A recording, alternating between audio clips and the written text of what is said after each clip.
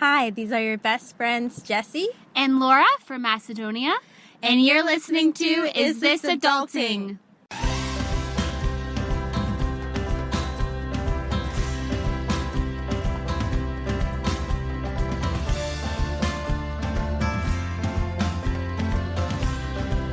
Hey everybody, and welcome to Is This Adulting, a weekly conversation between two best friends navigating adulthood as overgrown man-children. I'm best friend number one, Stephen Pappas. Oh, that's me. Yeah, that's you. I was just looking at you. I was like, are you not going to say anything? I was just listening. I was like, wow, that's a nice intro. Sorry, We do it every week. Yeah, I don't know. Okay, so I got a headache, and I've taken my Goodies powder, so it's starting to kick in, but not completely yet. So Goodies, if you want to sponsor us, I'll gladly do so. But yeah, so I'll be better by the end of this episode, I promise. But I'm the second one. I'm the second best friend. My name is Christopher Grimmett. Hello.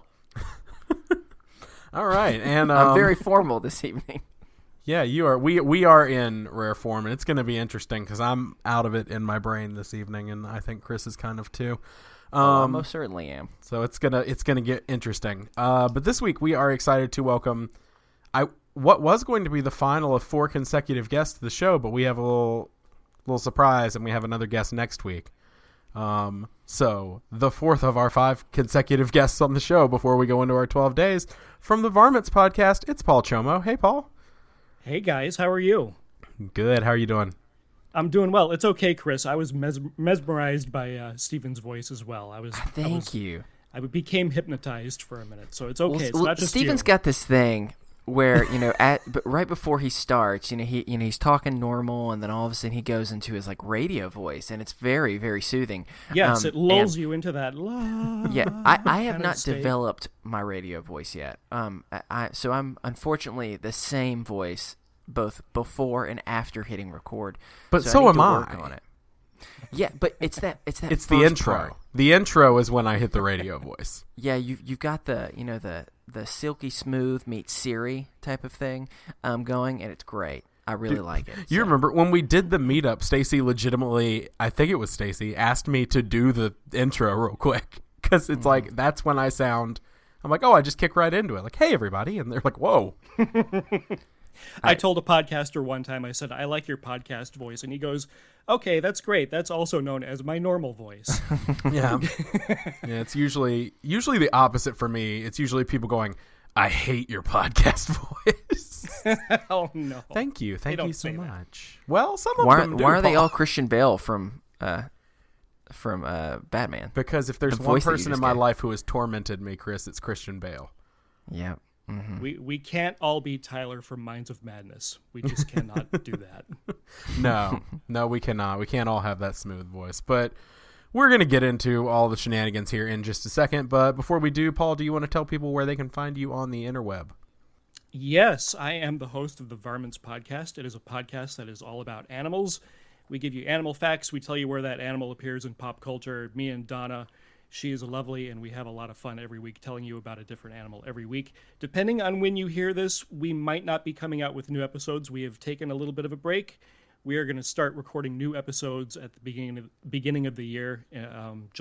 January 7th is when we record a brand new episode, and our first episode of the new year will run on January 11th. So if you have not gotten caught up on all the podcasts or all the episodes of Varmints, go do that. And if you haven't listened yet, go do that too. And we have about 60 episodes out there for you to listen to, all different kinds of animals, bugs and fish and birds and anything that creeps, crawls, slithers, flies, jumps, hops, and swims on this planet.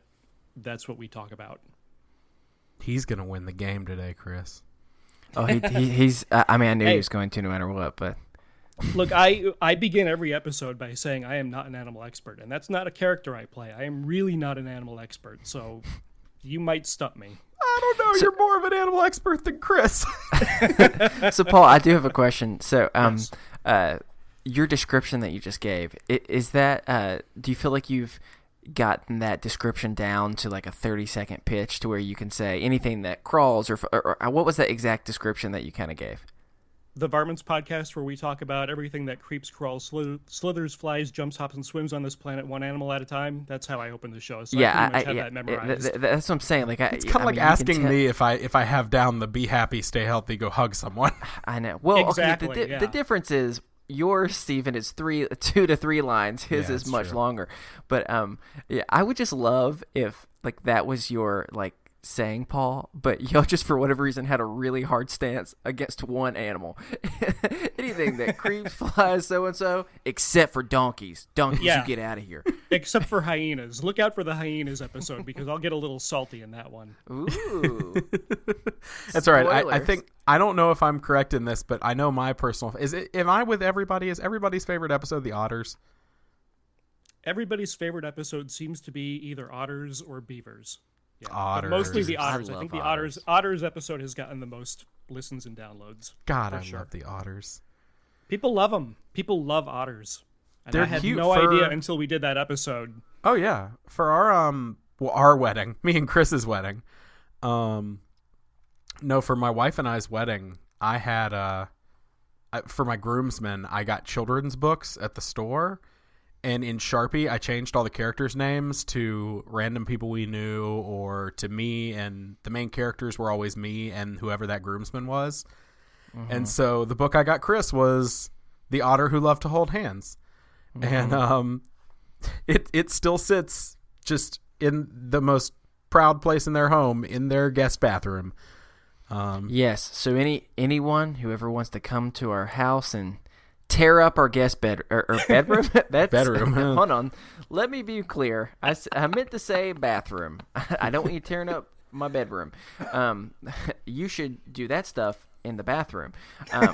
But yeah, if you get bored or maybe you just take a little while to go number 2, then that's the perfect thing to read in the process. It's actually quite enjoyable. We've had many people who've been in there for a while, and so all of a sudden they start reading it and they go, man, what's this story? This is fun. Yeah, I was proud of myself for doing that one. That was one of my more good. Creative things that was both the stupidest thing I've done and kind of touching at points. It was good. Anyway, well, we're going to get into topics and mental health check in just a second, but before we do, we got a little bit of housekeeping we've got to do. First, we want to say thanks to Jesse and Laura from freaking Macedonia. Oh, yeah, from around the world. Yes, for the audio drop at the beginning of the episode. Here's the thing. I listened to it, and I was like, they don't have Macedonian accents or European accents in any way. And then Chris did have to remind me, you're being dumb. We know these people. And I was like, oh, I forgot they were in Macedonia, which is something you usually remember about your friends. So, sorry. But thank you for doing the audio drop. Remember, thank you so much. If you would like to do one of those, all you have to do is say, hey, this is your best friend and your name from wherever you live, even Macedonia, and you're listening to Is This Adulting? And we will tack it on the front of the show. And finally, for a minute. Oh. I'm sorry. For a minute, I thought that Freakin' was the name of the town in Macedonia. Yeah. Like it took a minute for that to sink in what you said. They're from freaking Macedonia. Paul, everyone knows that's in Minnesota. Yeah, exactly. Freaking Minnesota. Get your basic geography right. We'll have to ask. We have a future guest coming on from Minnesota. We'll have to ask them if they have a town in Minnesota called Freakin'. Kind of like here in North Carolina, we do have a town called Hornytown. That is a real thing. It's a real place, and it is about 20 miles from Climax. That's all I'm going to say. Anyway. And High Point, actually. And High Point, yeah.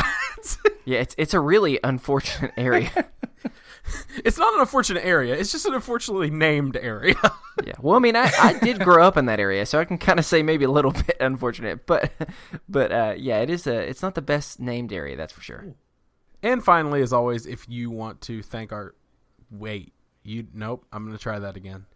Yeah, what was that, man? I don't know. Dude, I'm real exhausted today. Finally, as always, we want to thank, not you can thank, but we want to thank our sponsor, Blueberry, for our new segment where one of us at least, pitches the idea for a new podcast to the other one that they've been thinking about recently. So this week, I'm the one with an idea. Ooh, I want to hear. What is it, man? Okay, so we've bridged into kind of radio journalism a little bit with your show from last week. Yes. Stranger Things. And your first show, we've hit that cat genre for people who love cats. So Tig Ol' Kitties, I think, was a success. But for me, I kind of wanted to go in a different direction this week. So I'm thinking audio drama. Ooh, so I'm thinking we launch an audio drama, inspired kind of by our episode last week. So last week on the show, we had Ashley Victoria Robinson, who writes the awesome new comic, which came out, Jupiter Jet. It's phenomenal. Please go buy it so that they get another series. But she was on. She was awesome. We bonded over our love of Robin. I sent her fudge. And we just kind of... it got my thinking. It got my wheels turning. And so I want to do an audio drama based in the Batman universe. Okay? But here's the thing. They're all very, very young. So I'm thinking like, okay, so like the Tiny Toons version of Batman. Or the Muppet Babies version of Batman. I like that. That'd be really adorable. So, which granted, there was a comic book called Lil Gotham, which was this essentially, and it was real cute. But what I've decided is I want to do that, and I want to focus specifically on Dick Grayson as Robin, since that is my favorite character. I want to kind of be about him and his escapades, his adventures, his love, because I feel like Batman's kind of like the Angelica on Rugrats, who's a few years older. Yeah. But no, I really want the baby focus to be like Robin and Batgirl and other Robins, and they're fighting little baby versions of the villains. And I've decided to call it Cradle Robin.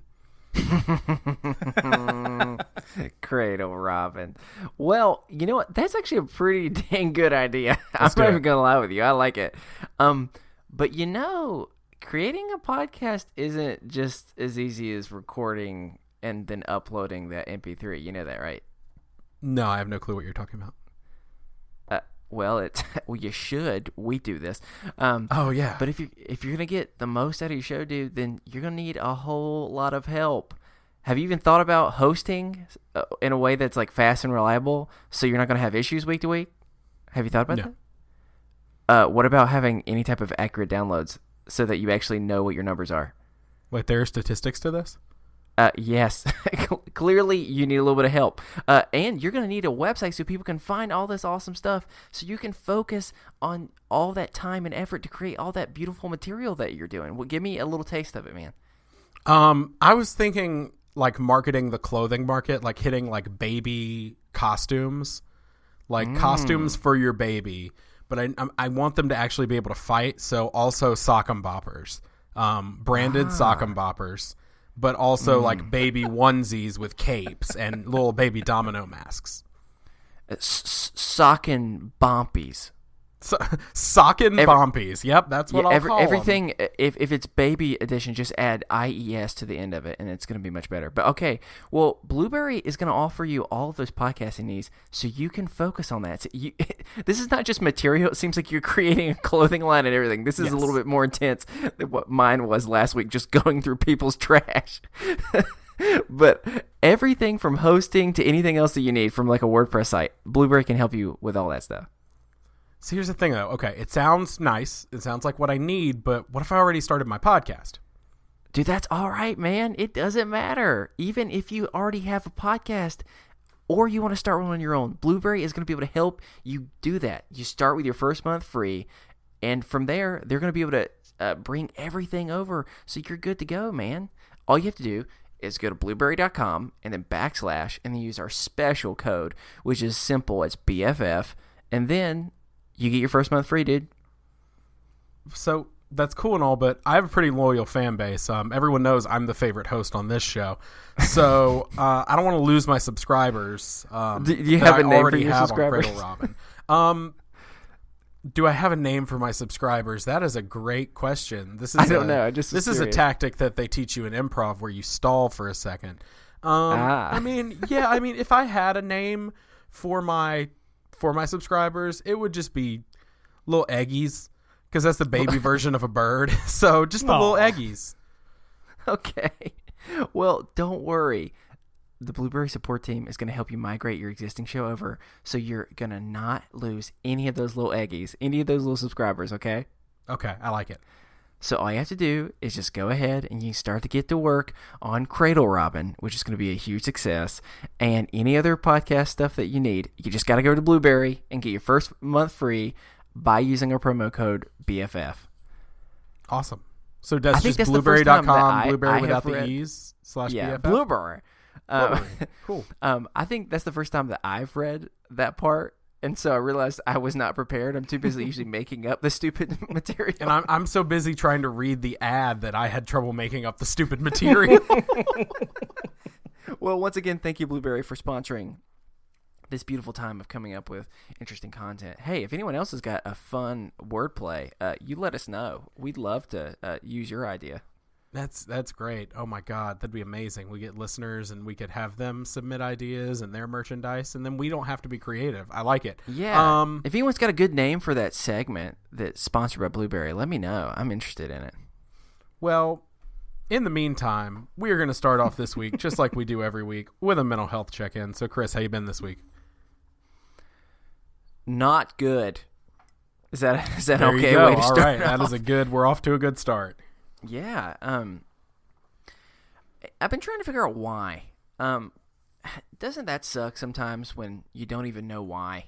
You know, sometimes it's not necessarily easier when you know the reason why you're struggling, but at least you have a place to direct your attention. But it's much more difficult when you don't know why. And I've definitely had a very interesting weekend. I've been feeling way more anxious lately, and I think the thing that sucks about it is when I start reflecting over my last month and a half at least, I've been noticing I've been having a lot more times like this, and it's a bummer when you start realizing that not only are you no longer, or you don't feel like you're making progress, but you feel like you're regressing, and it's more than just for like a day or two. It seems like it's a little bit more consistent. Right. That's kind of what I've been trying to process right now. I've just been finding myself really anxious lately. Like, for instance, this past weekend, had some friends in the area. They were having a Christmas party, and these are some of my really close friends, and I was looking forward to going. And then, like a couple hours beforehand, I just started feeling really anxious, but I was trying to push through it. And then the closer we got to the time to actually go, I was not feeling up to it. I was just like shutting down. I was getting very, very introverted, very it's great when you have like a home to be able to kind of call your safety area, but what also sucks is sometimes you can get really reliant on that area. Yeah. So much so that then you're like, this is perfect. I like this feeling. I will never leave. But that's not also very helpful when at the end of the day we have to exist in the world. So I would say that I've definitely been struggling with stuff. And then just so happened for work, I put this, we're recording on a Monday. I put this on the Best Friends group earlier today on Facebook. I'm trying to do better at every once in a while, doing the best I can at Facebook, which is getting on, and just kind of sharing. So for work, I had to drive through a city that I used to live in, and that city, there's a lot of pain associated with that city because that's where a job that I had was, and there's just a lot of, it's interesting. Sometimes just a certain like building or something, you can really associate negative feelings with, but sometimes it can be an area, and when it hasn't changed much and it looks very similar, it starts triggering all these things that you remember, and the feelings that you had. Like, I was driving in the same area that I would often go driving in when I was anxious and I needed to escape. And in that moment, I felt like, oh crap, this is me again. And so that was difficult. I mean, and so really because I have a headache, I feel really exhausted and tired today. And I think it's because I woke up feeling so stressed and I was like so tense. And I mean, this is a little bit more details than you need to have, but I'm going to be honest with you. So when I'm stressed, I clench my butt, dude. I'm just going to be real with you. I don't know if I'm the only one, but it's the truth. Like when you get stressed, you start clenching, and I was clenching all day long, and now I'm tired. Hey, fun fact, y'all. If you clench your butt for a long time throughout the day, it is amazingly exhausting. And so that is where I'm at. And so I was able to get through it, which is good. But it's not been the best week, that's for sure. But I'm doing the best that I can, and I'm grateful to be with two friends in the best friends group, able to talk, joke around, who also know what this is like and the good and the sucky that comes with this. And so I'm going to keep going. And guess what, guys? I'm only somewhat clenching my butt now, which is a step in the right direction.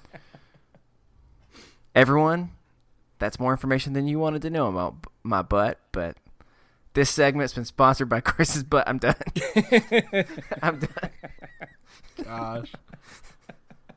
Oh, well, how about you, Paul? Paul. How have you been this week? How's your butt?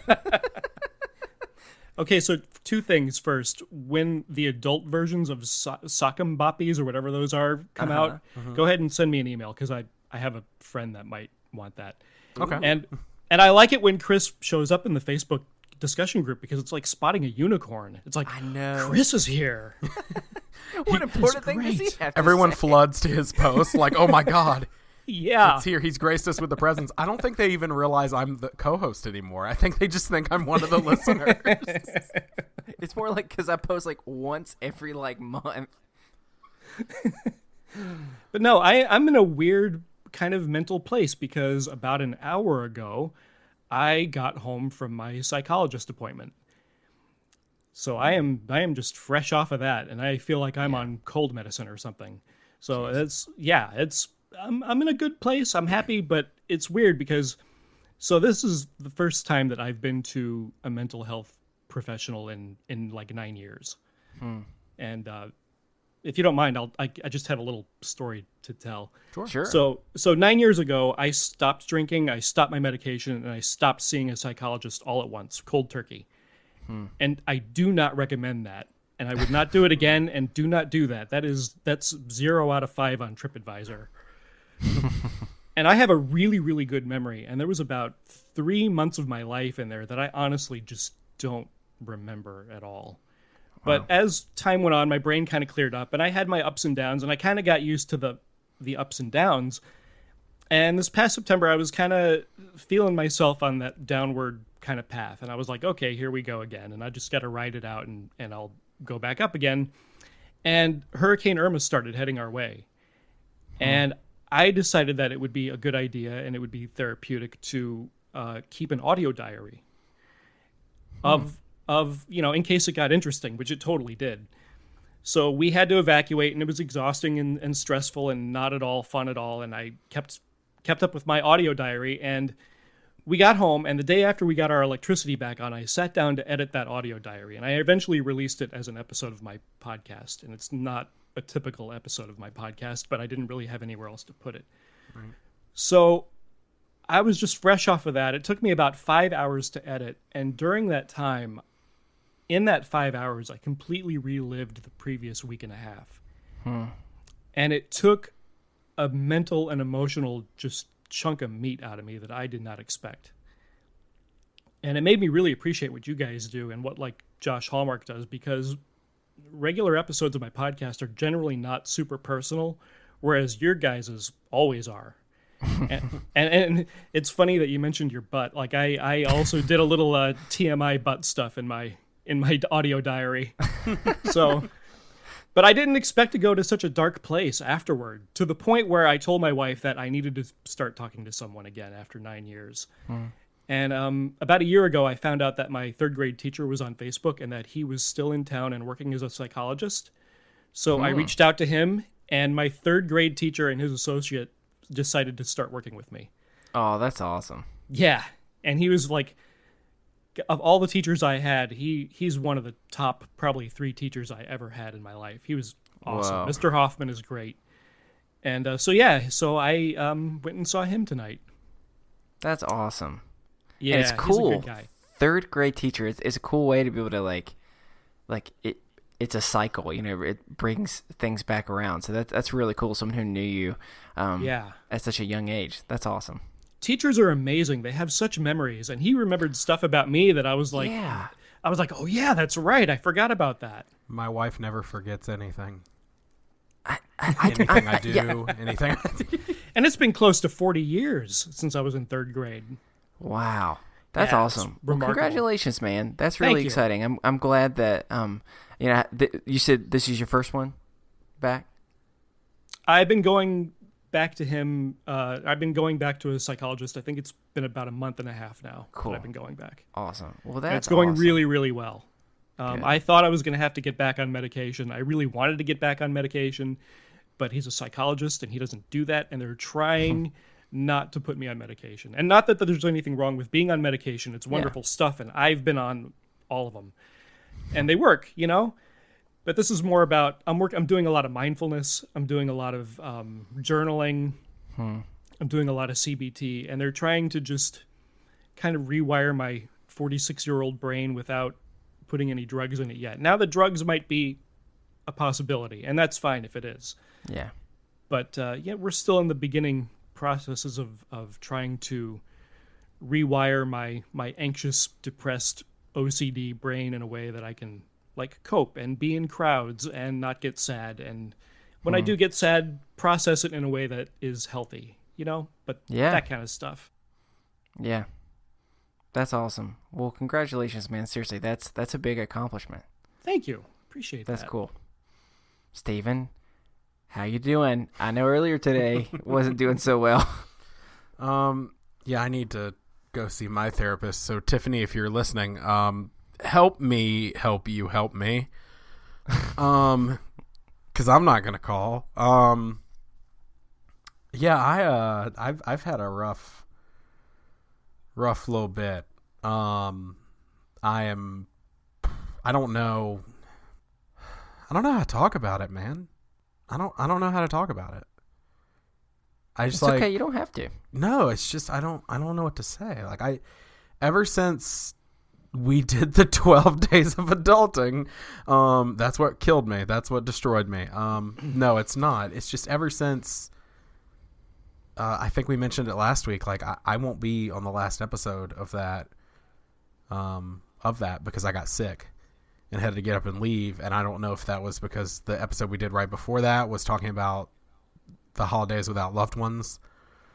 I don't know, but I've not been good. For the last 2 or 3 weeks, I've barely gotten off my couch.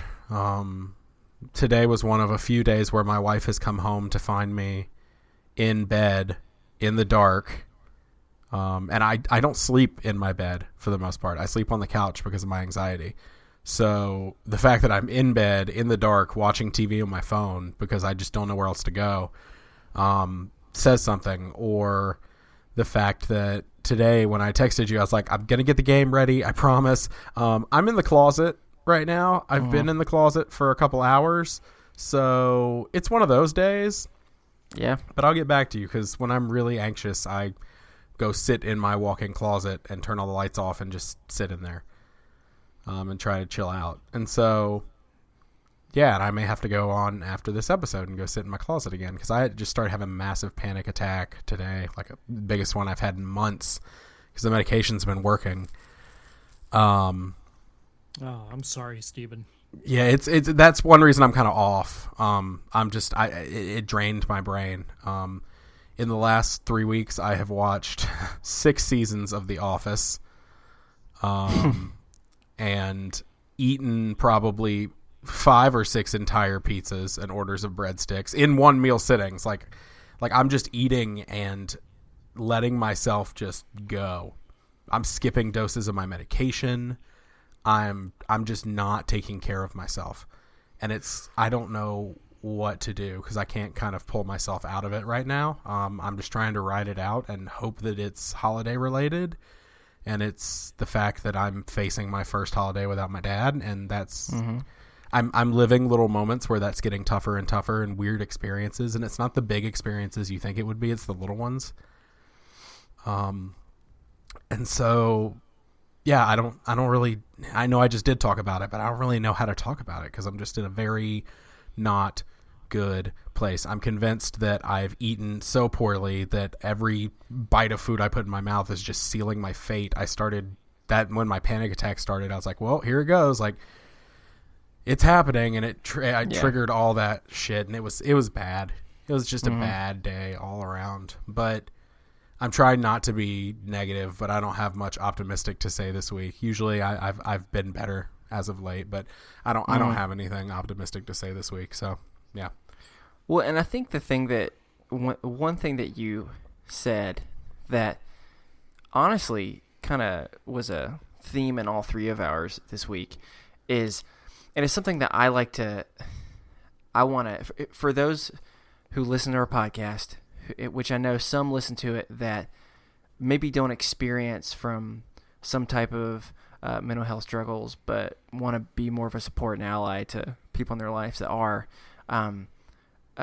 One thing that I would want to try and communicate to you who are listening, because I'm a person that for the longest time did not know this myself until I started experiencing it, is I think it's important to recognize when you're trying to like relate to someone and be a support to them, how freaking exhausting anxiety and these type of struggles are. And not just in the moment, but like going back to the whole butt clenching thing for a second, like when your body is clenching out of stress for such long periods of time, right, even when things get better for a second, that doesn't necessarily help, because then you're just freaking tired, you know, and that gives you even less reason to want to keep going. I'm sore all over, and I'm exhausted.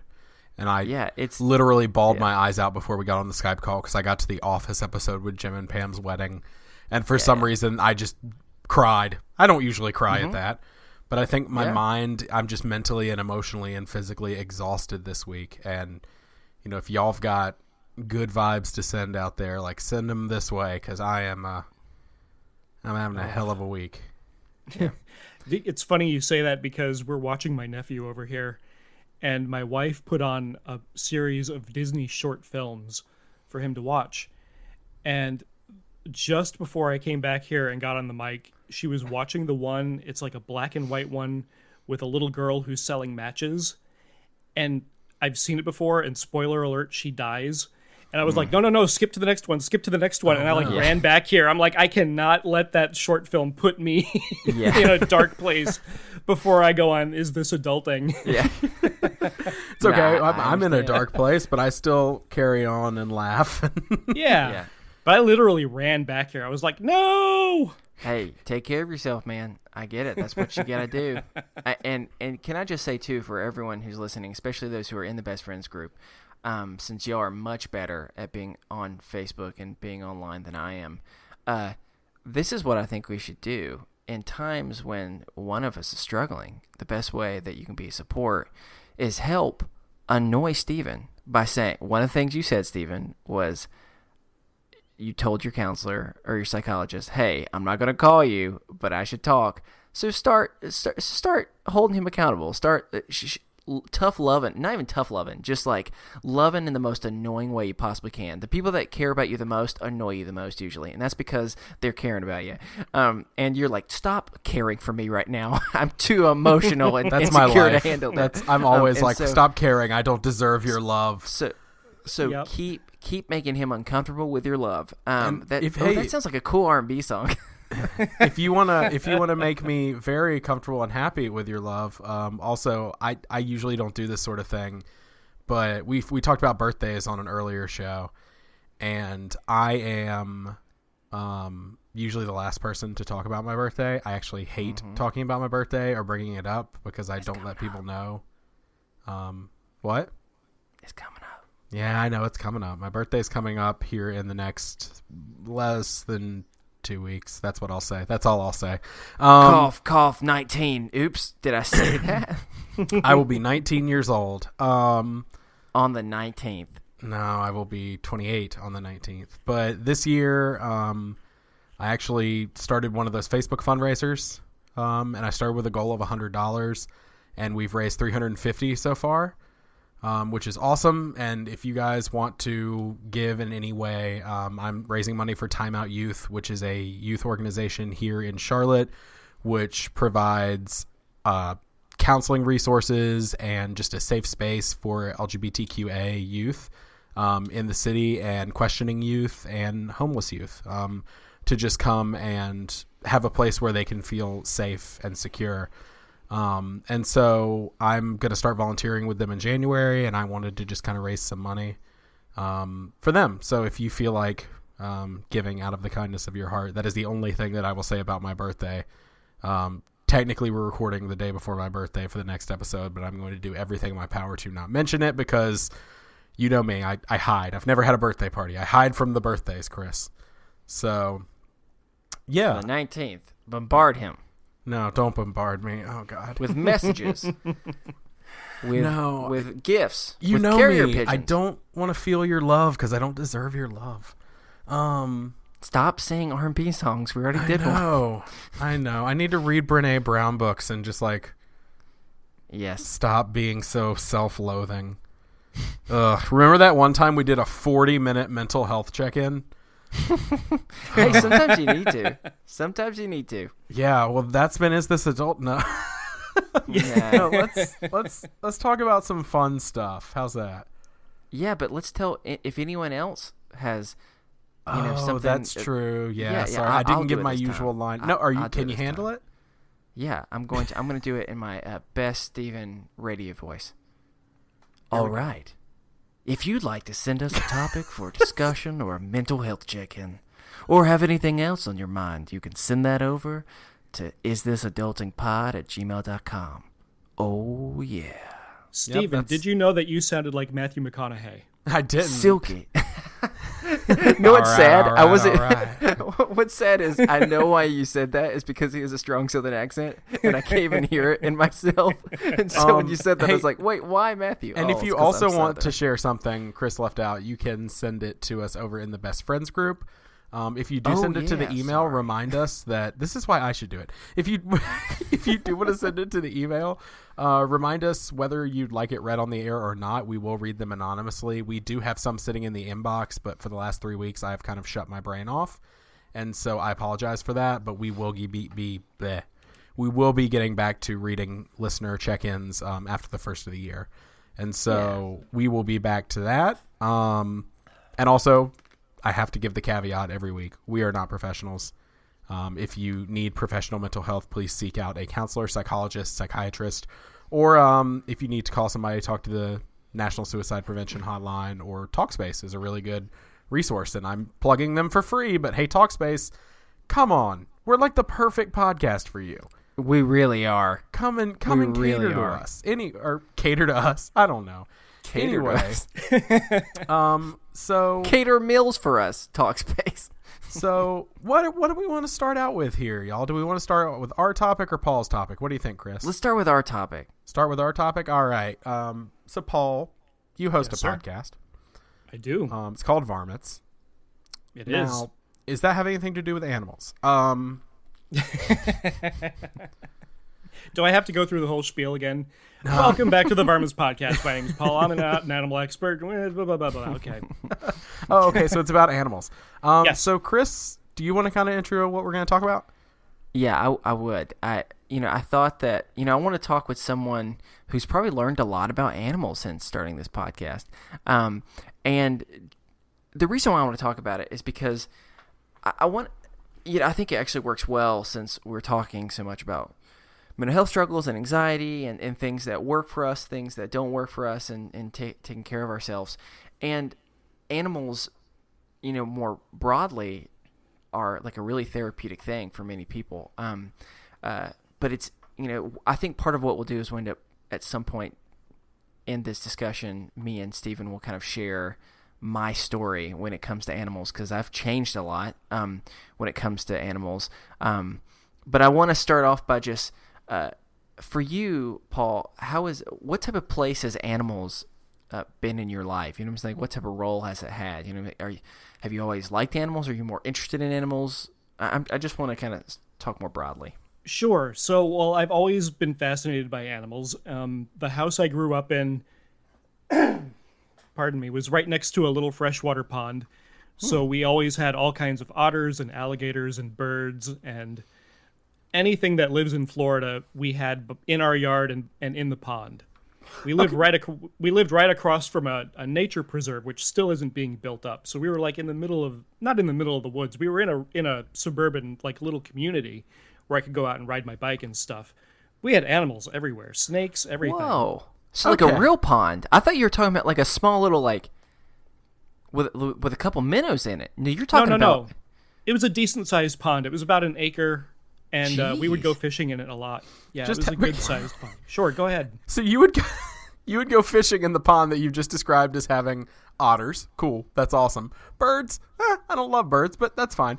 Alligators. That's the one that threw me off because you very nonchalantly just said alligators.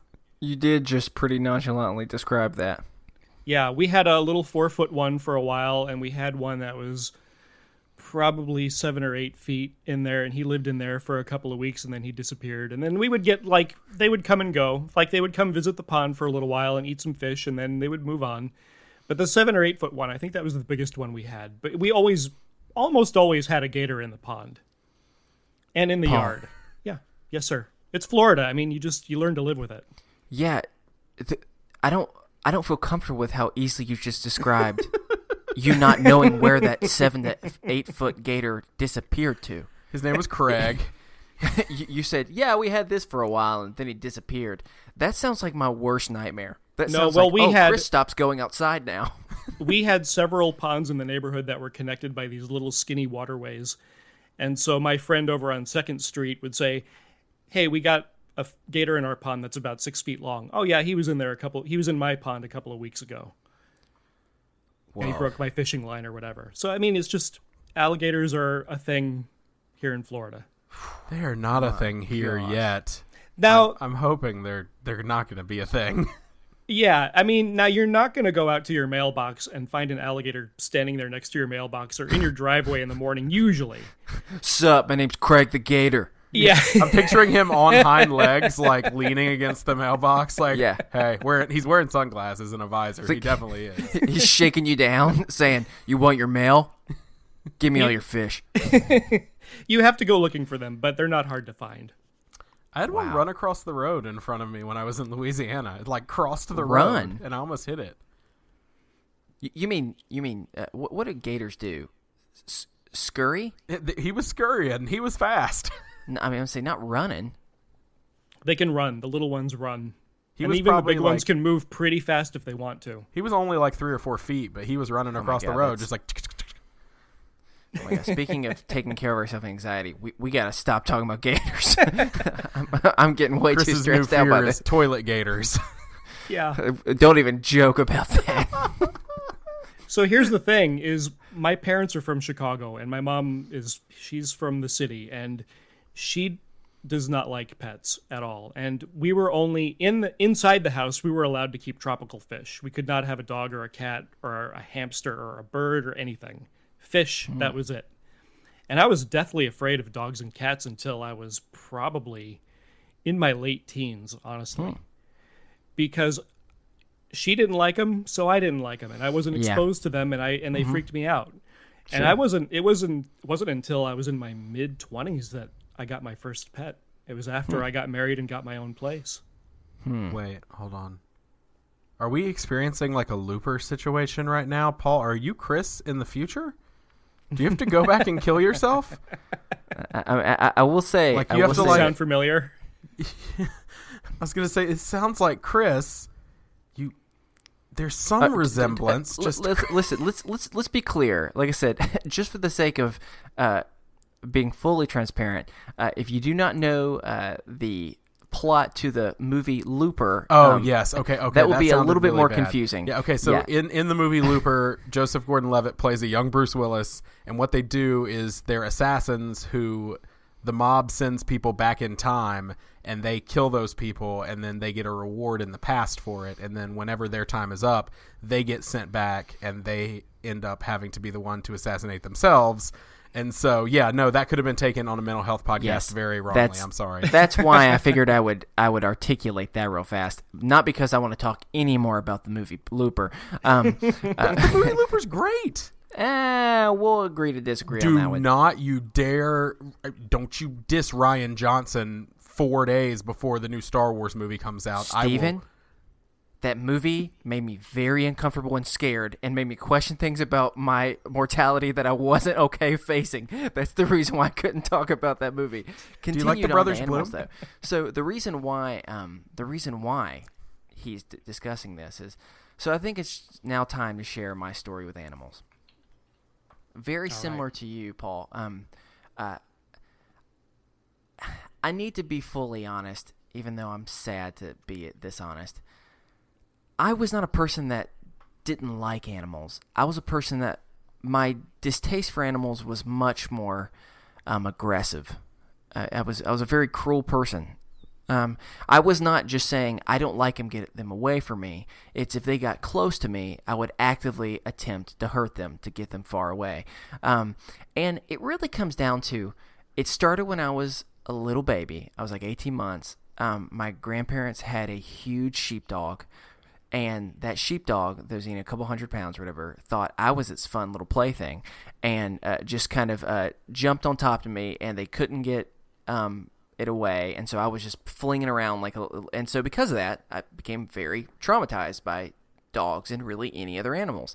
And then you know how some people find themselves to where they are unlucky, and some people it's almost like your fear of something is what causes more problems. Like, for instance, do you know that cool person that is always able to be like, I'm going to jump between these buildings and have no problem whatsoever because they're not worried about it, and then you're worried about it, so you you trip as soon as you try and jump and you fall. That's how I was with animals. I kind of fulfilled my own prophecy of being afraid and scared of animals. I was the person that we'd all be at the beach, and somehow I'm the only one who gets bitten by a crab.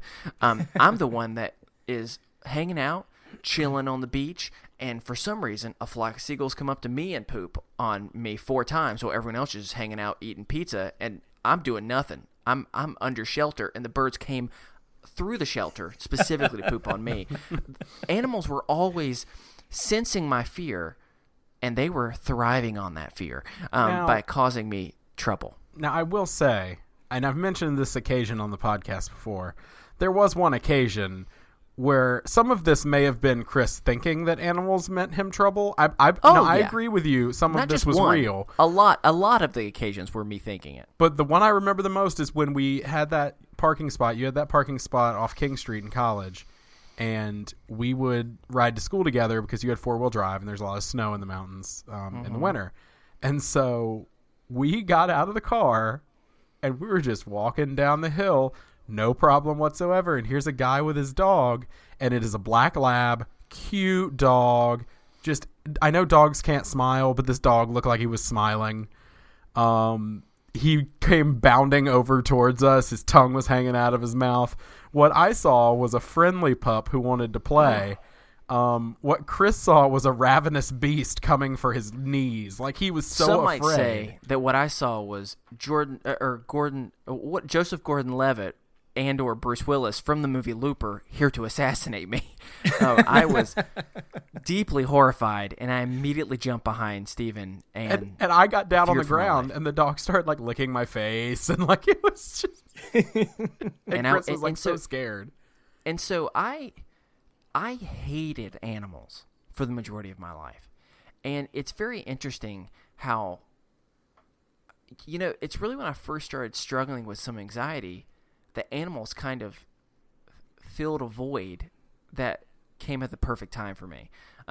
My family for so long joked around and said, because all my family loves animals, all of my family does, and they said, just wait, you're going to get married to someone who loves animals and wants 18 of them. And I said, I would rather live alone in a box than ever have an animal even close to me.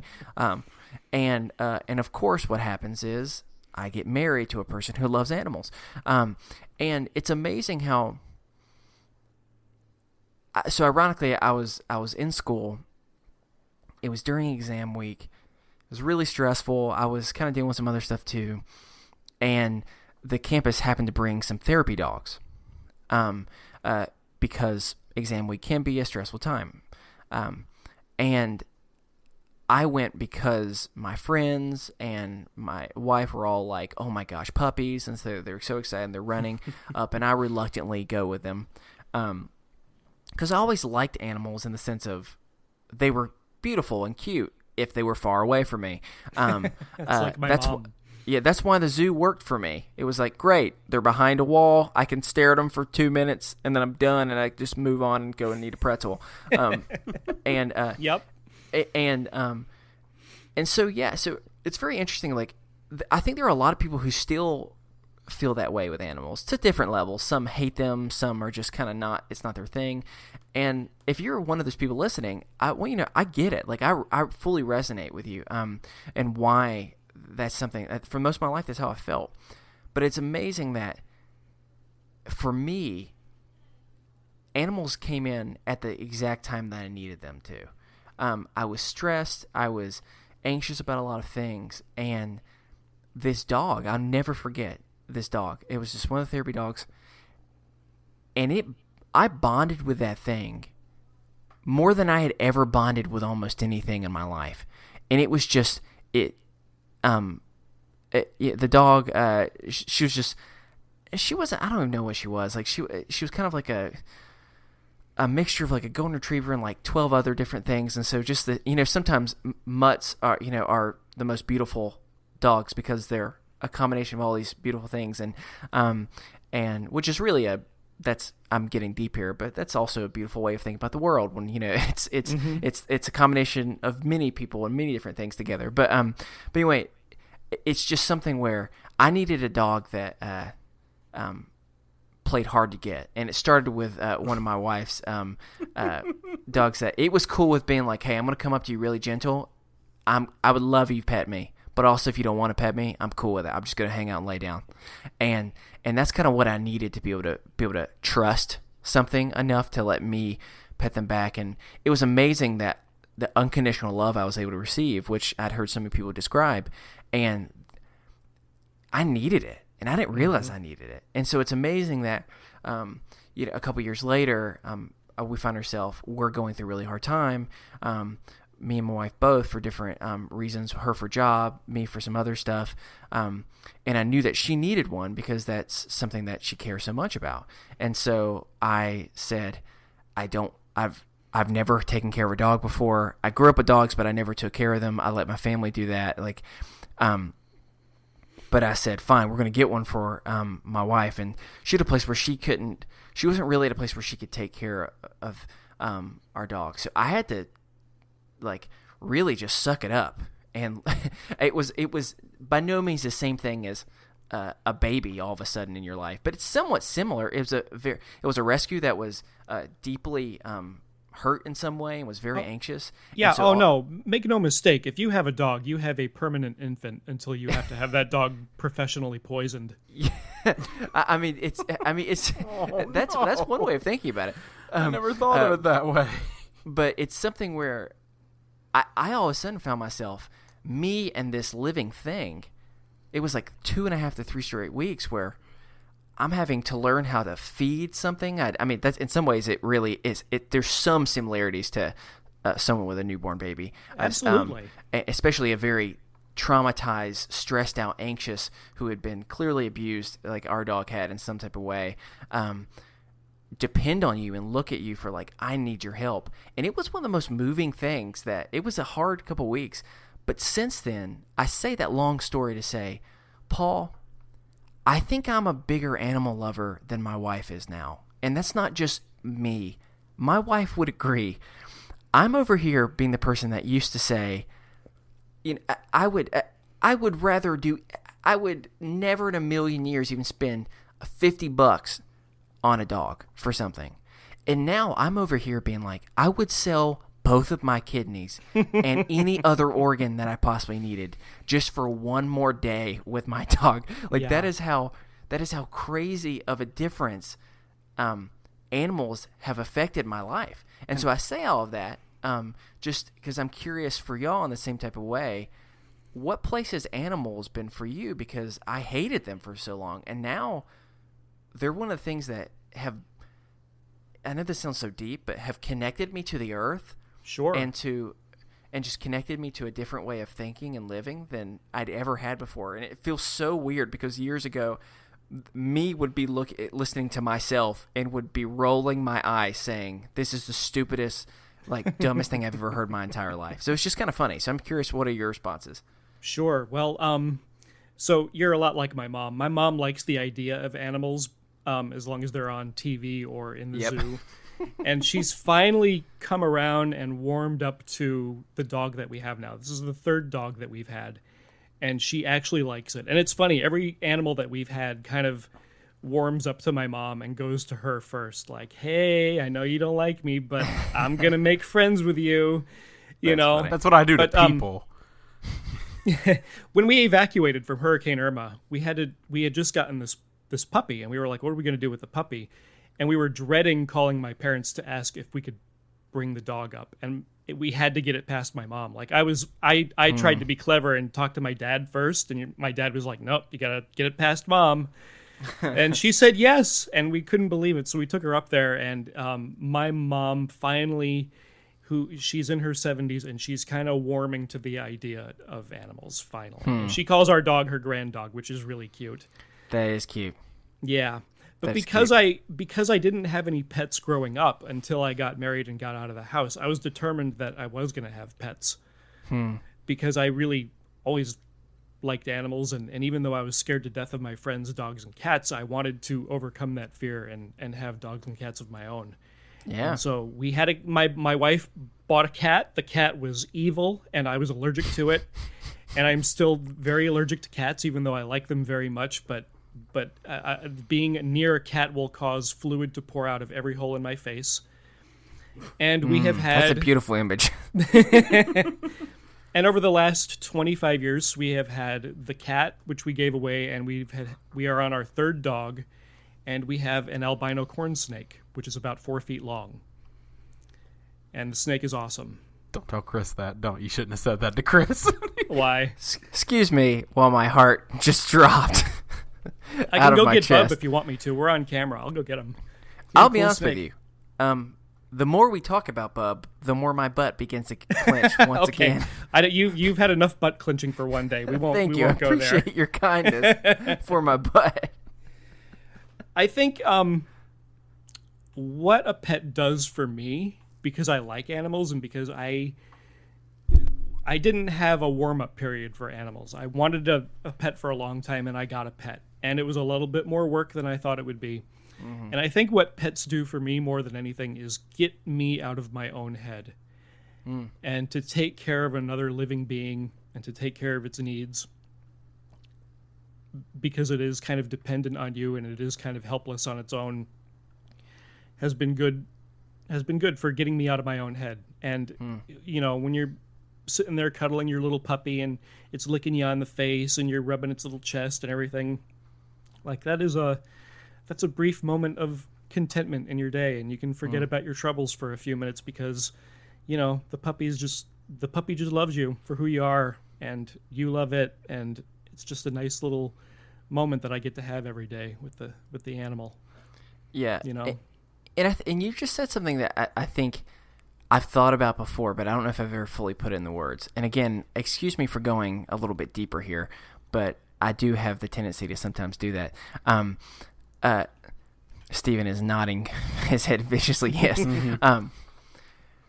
I think for me, what was interesting about animals and my transition into really going from wanting to stay far away and stay distant to forming a deep relationship with really any animal I encounter for the most part, is it taught me how to see the world differently. And what I mean by that is, at the end of the day, I'm a human that has been able to find a way to connect deeply with an animal of a completely different species that we have very little in common. And we're able to form a deep bond and loyalty to each other without having many shared commonalities. And so the reason why I say that is it helped me see the world in a sense of, if I could form this relationship with this thing that I have so little in common with, then why can I not form that same relationship and have that same type of care for so many others in this world. You know, it really started changing my opinion and outlook towards people that are dramatically different than me, that have different opinions than me. The way that I think about how we care about the earth, because I think about, that this sounds stupid, but that beaver or that raccoon, in a way, I could form a relationship with that the same way that I could form a relationship with my dog. Now, I'm not suggesting, children, if you're listening, I'm not saying go out there and become best friends and snuggle with your local raccoon because Chester the raccoon may have rabies. But what I am getting at is, like, it changed my way of thinking, of being like, wow, if I can connect with this, then I can connect with anything, and they can connect with me back. And it really just made me feel so much more connected to the rest of the earth. And again, I know that just sounds almost a little like mumbo jumbo for some people, but it had a huge impact on me as a person, that I kept my distance from a lot of things that I didn't like or felt unfamiliar to me. So I didn't trust it.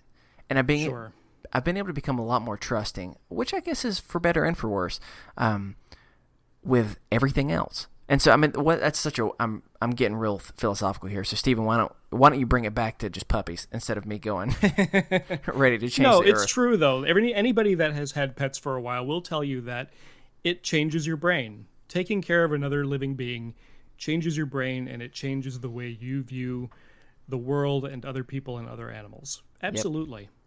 Yep. Agreed. Stephen, any thoughts? I have a dog.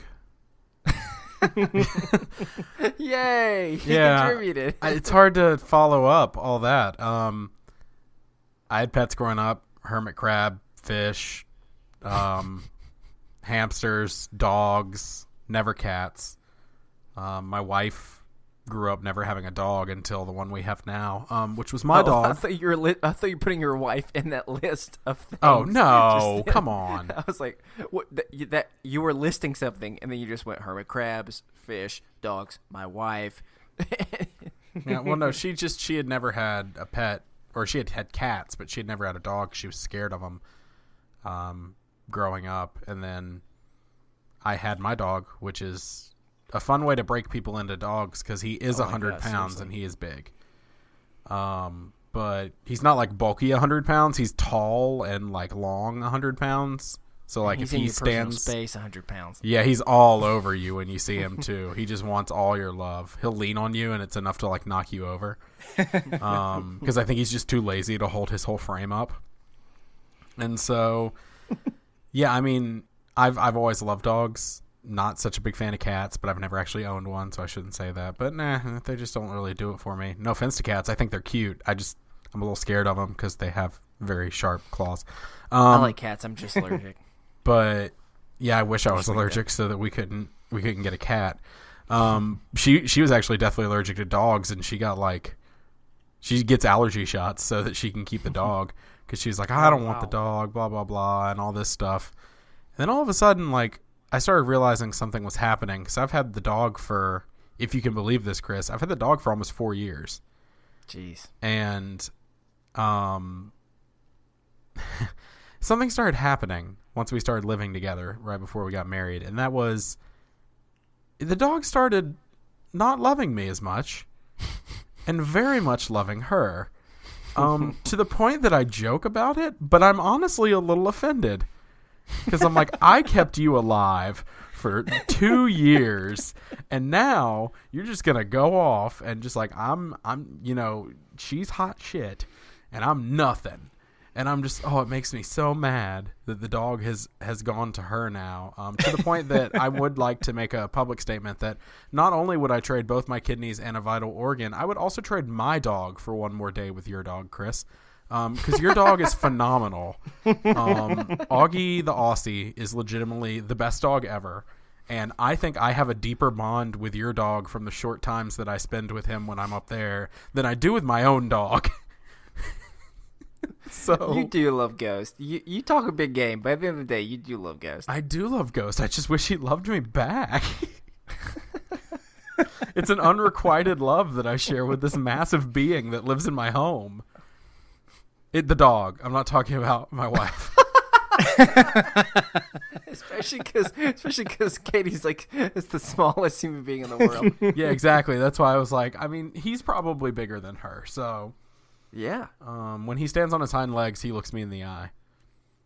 Yeah. Well, So- I think that we can just simply wrap up by saying, not everyone is going to love animals.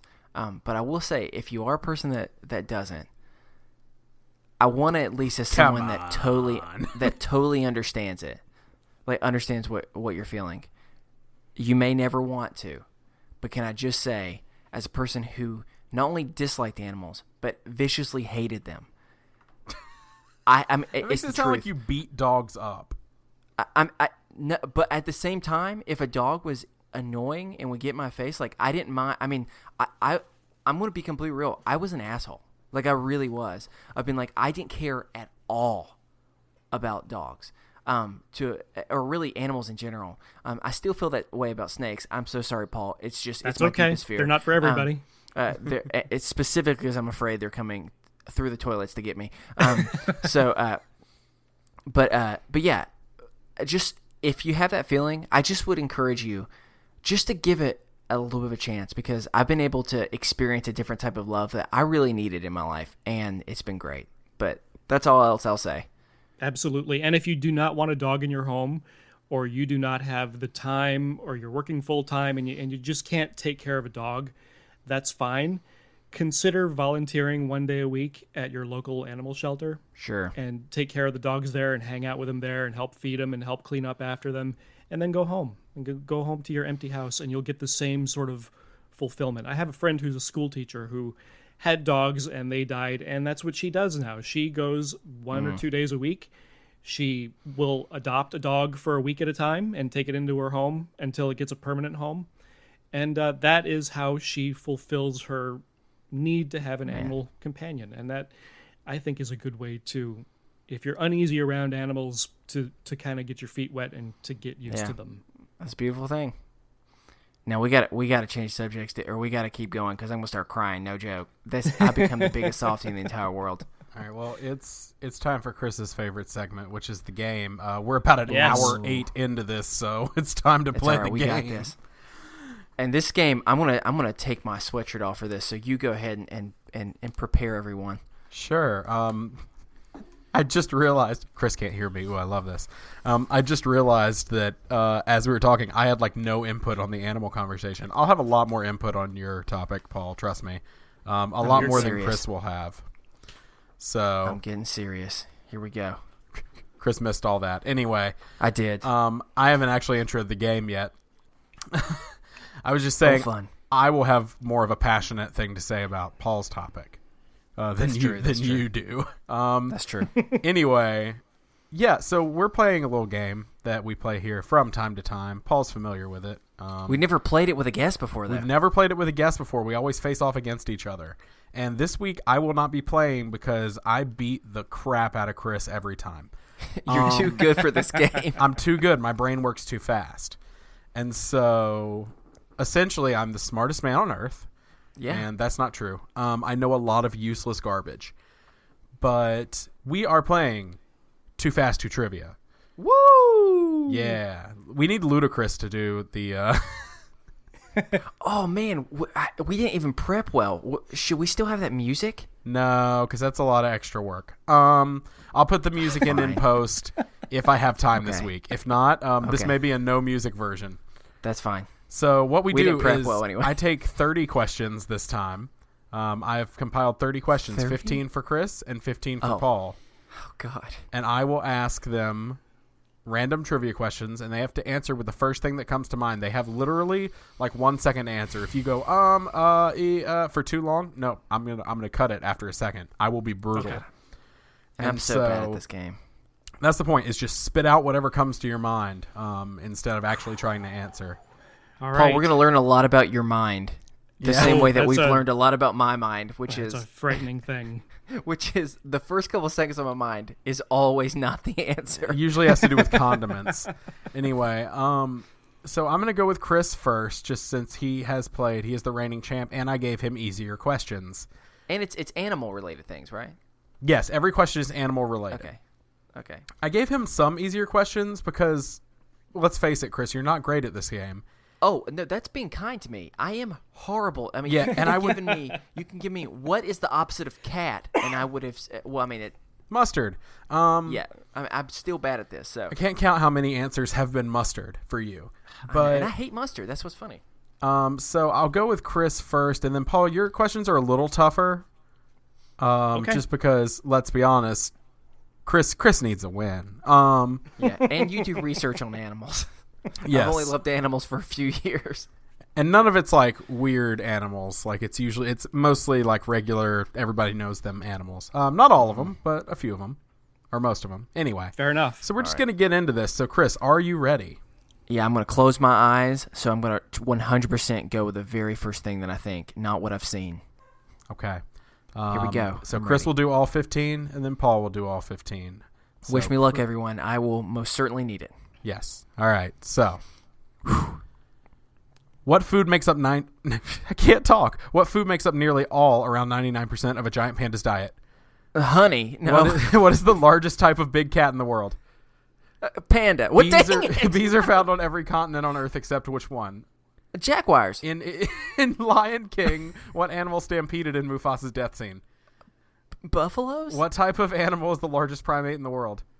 Gorilla. Name one animal with stripes. A zebra. What is the name of an adult female horse?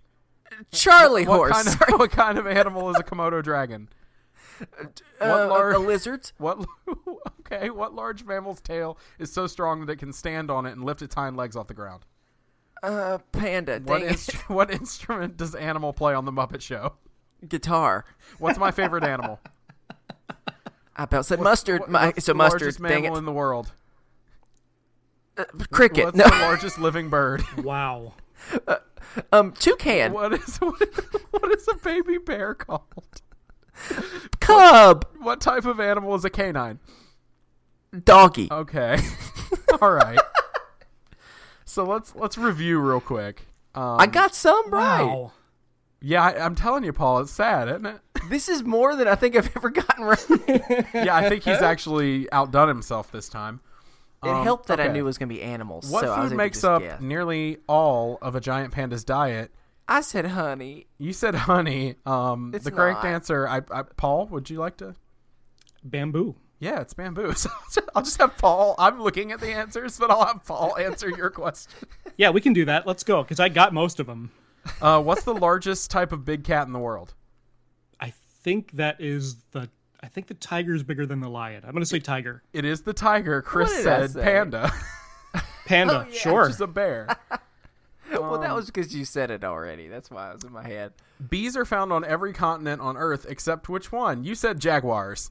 I did not hear you say bees. I thought you said these. I didn't hear bees either, to be honest, to be fair to him. Oh, okay. Well, the answer is Antarctica. Oh, well, the only definitely continent not without jaguars. In The Lion King, what stampeded in Mufasa's death scene? You said buffalo. That is not true. I know. I don't remember what it was. Paul? Wildebeest. It's wildebeests. Oh, Ding, ding, ding, man. ding. just What a type of panda. animal is the largest primate in the world? You said gorilla. That is true. Yeah. Hey. Point for me. So there's one for Chris. I said name one animal with stripes. You said zebra. Got That it. is also correct. So you have two Good. now. What is the name of an adult female horse? You said Charlie horse. It's a mare. What kind of animal is a Komodo dragon? You didn't go with dragon, which I'm very impressed. You said lizard, which is true. Yeah, I can't believe I didn't go with dragon either. So that's three. What large mammal is so tall that it can, tail is so strong that it can stand on it and lift its hind legs off the ground? I don't even remember what you said. Panda again, I think. No, I think that's the one that said mustard by mistake. No, Because I No, you kept said telling mustard myself for my don't. favorite color or my favorite Oh, because animal. You because answered I kept- panda for like 3 of those. Yeah. Yeah. This was a panda. The answer is, Paul? Kangaroo. Yes. Oh my gosh. What instrument does Animal play on the Muppet Show, Chris? You said guitar. It's not guitar. Paul? Drums. Yes. Animal. I love animals so much. I love Who the Muppets doesn't? so much. He plays the acoustic guitar. You just don't know it. Rando He did his plug. very- If you don't mind obnoxious humor that I find funny, Go listen to The Wizard and the Bruiser. It is a nerd like culture show where they break down nerd history, and they just did a 2-parter on the history of the Muppets, and it was phenomenal. I cried. So go listen to that. Okay, Chris, what's my favorite animal? Wait, I know this. I don't remember. Falcon. No, I hate the Falcons. I can't remember. Birds and the football team. Paul, do you have a guess? I know this one. Do you? I think it's otters. Is it otters? It's not. It is a large rodent. Capybara. Yeah. It's a capybara, yeah. The capybaras are my favorite animal. I keep forgetting. I really want them to legalize them as pets in the United States, but they have not. Anyway, what is the largest mammal in the world, Chris? You said... I said cricket. You said cricket. Okay. Not a mammal. The smallest, and it's not a mammal. Paul? I am going to say mammal. Blue whale. Yep. Blue whale. What is the largest living bird? Chris, you said toucan. You can't think of a single bird bigger than a toucan? It's the first bird I thought of. I will say this. As bad as I am at this game, I'm at least true to my word. I say the very first thing that comes to my head. Paul, do you? To be fair, I think the toucan has the biggest beak. But I think is it the ostrich? Is it it's an the ostrich. The biggest bird? Okay. Okay, what is a baby that's what I bear was going called? for. You said cub, which is correct. I got it. So that is 1, 3, 2, 3, 4 for you. Ooh. And what type of animal is a canine? You said doggy. I will accept doggy. I was looking for dog. Yeah. I thought I heard donkey. No, I think it was it doggy or donkey, Chris? Be Yeah, honest. doggy. Doggy is Okay. what I was trying to go with. Okay. Because I was thinking about my You dog. got 6 correct, bud. Yo, that's the most I've ever done, and it's the most I ever will. Okay. All right, it's I gotta Paul's beat turn. 6. Paul, I promise you, this will not be difficult. And just so you know, I included an Animal Crossing question in there just for you. Fantastic. Let's All do right. this. Paul, I Starting. just so you know, I peaked here. I peaked at my possible highest level. So Yeah, you're going to Chris make has peaked, it. I so believe you've it. gotta beat it. All right, let's do this. What color is a giraffe's tongue? Blue. What is the beaver's home called? Den. What breed of dog is believed to be the fastest? Greyhound. What is a baby kangaroo called?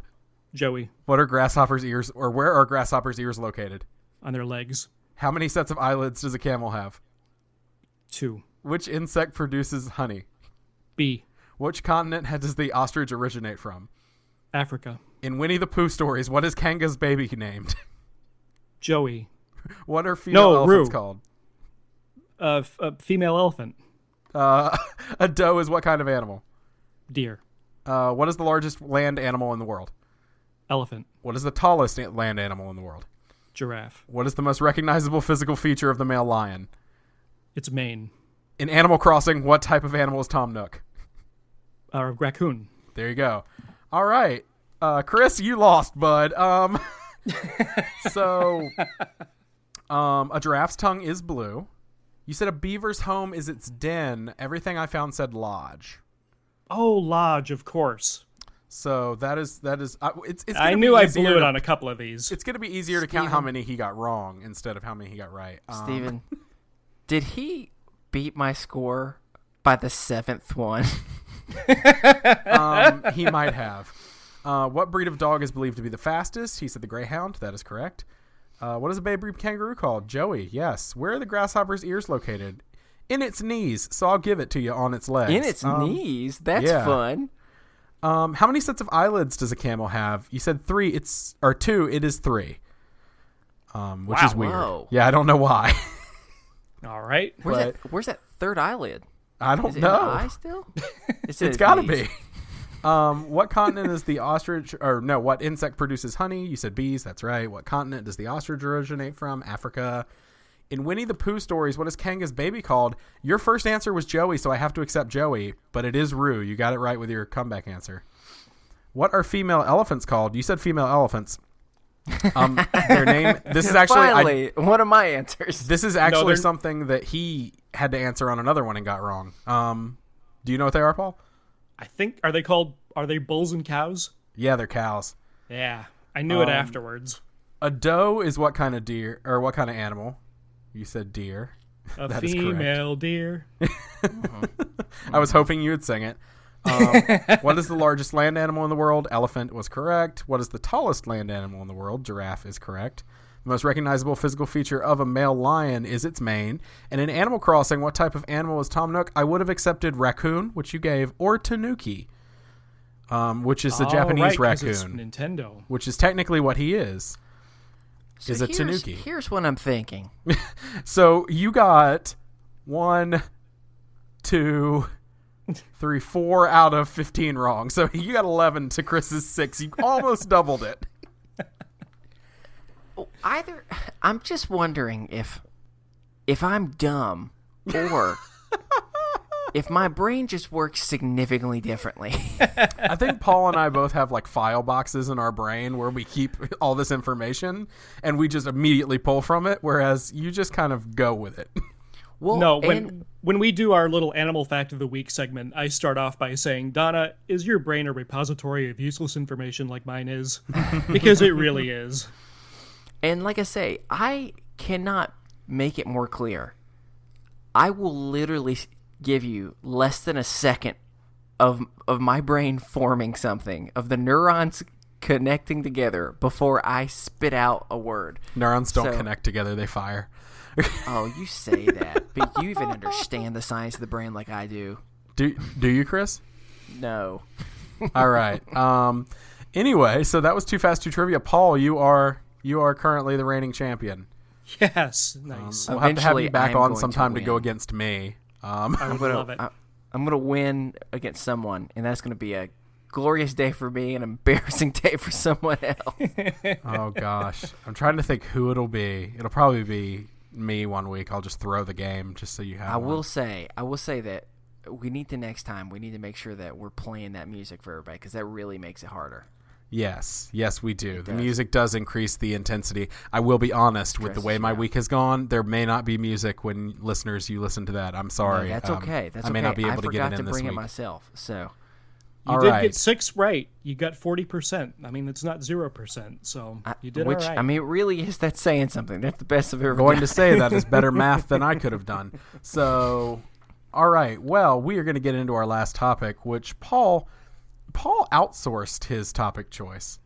Yes. Well, not outsourced. He crowdsourced it. He has a call center overseas in Europe somewhere, and that is where his question came from. No, he crowdsourced his question from the group just to ask kind of what they thought, hey, what do you want to talk about? And he gave a list of things that he kind of felt comfortable talking about. And there was one that stuck out to me, and I liked it. I like all of them, but I liked it. And so, Paul, do you want to kind of tell everybody what your topic is? People really wanted to talk about Nintendo and gaming. Yes. And I had some heavy topics. I was like, hey, I can talk about alcoholism and recovery, and I can talk about OCD and depression and anxiety. And people were like, no, talk about like a Nintendo. That would be cool. I was like, Give okay, us Zelda, I can do that. Paul. Which I would like to actually have you back on, because we are not an authority on addiction in any way, and we have had people ask for that as a topic. We just I would haven't love to felt come like back we on could for tackle that. it yet. And so we would love to have you on when we tackle that. Yeah, definitely. I would love to do We'll that. talk about addiction and alcoholism. Because Yeah, that's I'm something I know a lot super of people open and deal honest with. about that. And yeah, that I would love to. But today's a little lighter. Today we're talking Nintendo. Yeah. And gaming in general. And to me, kind of also the anxiety and mental illness and mental health benefits of gaming. And so you're a big Nintendo guy, Paul, right? I am very much. Yes. Okay, like since the beginning, or Since the beginning. so we're talking NES 19, what was it, 84? Yeah, it sounds about right. Yep. Cool. So And also a little bit of a PlayStation guy too, but mostly Nintendo. okay, I like the way you're leaning here, as long as you're not one of those Xbox guys. I'm not one of those Xbox guys, I promise you. I was for the last generation, but let me tell you, I would never let anyone come on my show who had an Xbox One. Isn't that right, Chris? Pass. Xbox Chris- people in the audience, we love you. You're great. You're That just is a true. different breed. You're a You different are, breed Chris of dude. has an Xbox One. Yeah, he's mocking me. I am mocking you. Because, I mean, you didn't make the superior choice when the next-gen console came out. Anyway. Well, to be fair, my other friends had the Xbox One, so that's why I got it. Your friends made some mistakes, didn't they? Anyway. Well, sorry. They're your friends, too. So, yeah, a lot of people wanted to talk about Nintendo specifically, but I'm going to let you talk for a minute, Paul, and what kind of you want to talk about gaming. Because I want to get into, like, what gaming does for me, but I also kind of want to have a surface-level conversation of, like, what do you play? Like, what do you enjoy playing? And try to explain the concept of gaming to people out there who don't get it. Because a lot of people are just like, I don't get it. But in the same way that I read comic books, a lot of people don't get that. Or there are people out there who crochet, and I think it's really, really cool. But, like, to me, it's not for me, but I love watching people, like, and seeing what they can produce. And so it's just a hobby. And so kind of want to pick your brain on it. So I am 46 years old, and my first gaming console was the Atari 2600 back in 1977. And I had one of those in my house. So on the outside of my house, I had fishing and bicycle riding and all this wonderful nature and running around with my friends and being in the woods. But there was also bullies out there who wanted to beat me up because I was a little nerdy guy. So when that would happen, I would go in my house and I would play my Atari 2600 and escape for a little bit. And then I got a Commodore 64, and then I got the Nintendo systems, and I got a PlayStation 1 from my ex-brother-in-law. And so I've always had video games in my life, and they've always been a good way to kind of unwind and escape. And being honest, pretend to be something you're not. Like, I think that kind of escape is really helpful. And when I was in my early 20s and my wife and I started having kids, there was still the sense that people in their 20s and 30s did not play video games, and it was time to sell the console and sell the games and be a grown-up and be an adult. And I never did that. And I kept playing my games, and I still do. And so I think, from a mental health standpoint, I think games are just a good distraction from life and a good distraction from whatever is rattling around in your brain. And Nintendo in particular makes games that are just tick all the boxes for me. All the Zelda games. I've never been very good at any of the Mario games, but the Legend of Zelda games I quite like a lot because of the puzzle solving in those games and because, of the adventure aspect of it. I like that quite a bit. The Pikmin games. Have you ever heard of Pikmin? Yes, absolutely. Yeah, love the Pikmin games because you're trying to get all these cute little aliens to work together as a team, and you're trying not to kill any of them. And I love those games. And Animal Crossing. I will play anything Animal Crossing. And this new Animal Crossing mobile game. Yes. I think 2 weeks ago I put in the best friends discussion group. I said, hey, does anybody else find this Animal Crossing game like therapeutic in addition to being fun? Because like you're going around and helping the animals and giving them flounder and fruit and all this stuff. And people were like, yeah, it's really therapeutic. It's really nice. You actually feel like you're helping out and making this little group of pixels happy. And it does something to you, Oh, yeah. I think I legitimately... not 100% sure, but I think I legitimately may have been one of the first people to comment on that and be like, yep, me too. Because like you were, yeah. Just as you said that, I was like, oh, that reminds me, I have to go and like do something real quick. Okay, I did it. I had to go collect something. Right. It's just it ticks a box, and for me being, I'm diagnosed slightly OCD, but not like a full onset. But for me, it's a matter of like the collecting and the organization of it helps me like just like fulfill these tasks and tick boxes, and I like that. Like you said that, and I resonate with that so much because I love to tick boxes. Yeah.